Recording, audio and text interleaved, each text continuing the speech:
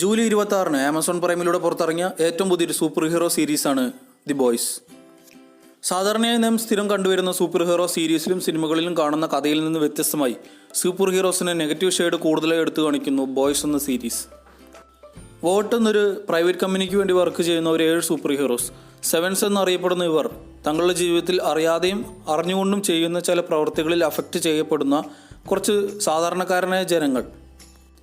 ഈ സാധാരണക്കാരായ ജനങ്ങൾ എല്ലാവരും കൂടി ചേർന്ന് ഒരു ചെറിയൊരു ഗ്രൂപ്പ് ഉണ്ടാക്കുകയും ഈ സൂപ്പർ ഹീറോസിന് എതിരെ പ്രവർത്തിക്കുകയും ചെയ്യുന്നതാണ് ബോയ്സിൻ്റെ മെയിൻ കഥാപശ്ചാത്തലം. ബോയ്സിൻ്റെ ആദ്യ സീസണിൽ 8 എപ്പിസോഡുകളാണുള്ളത്. ഓരോ എപ്പിസോഡും തീരുന്നത് പോലും നമ്മൾ അറിയില്ല. ഒരു കോൺസ്റ്റൻറ്റ് ഫ്ലോ ഉണ്ടായിരുന്നു എല്ലാ എപ്പിസോഡുകൾക്കും.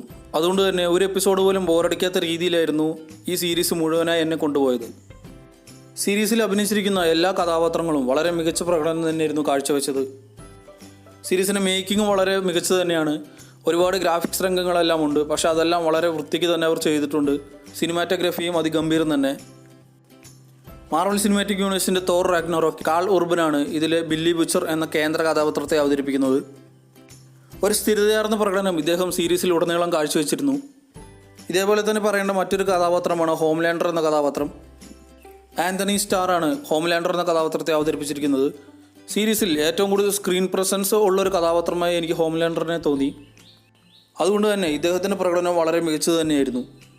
സാധാരണയായി നാം കണ്ടുവരുന്ന സൂപ്പർ ഹീറോ സീരീസുകളുടെ കഥയിൽ നിന്ന് വ്യത്യസ്തമായി പുതിയൊരു കഥ കൊണ്ടുവരലും ഇതുകൂടാതെ ന്യൂഡിറ്റിയും അല്ലെങ്കിൽ വയലൻസിനും എല്ലാം കൂടുതൽ പ്രാധാന്യം നൽകിയിട്ടുള്ള ഒരു സീരീസ് ആയതുകൊണ്ട് തന്നെ ദി ബോയ്സിൻ്റെ ആദ്യ സീസൺ ഒരു ഗംഭീര സീസൺ തന്നെയെന്ന് പറയാൻ സാധിക്കും.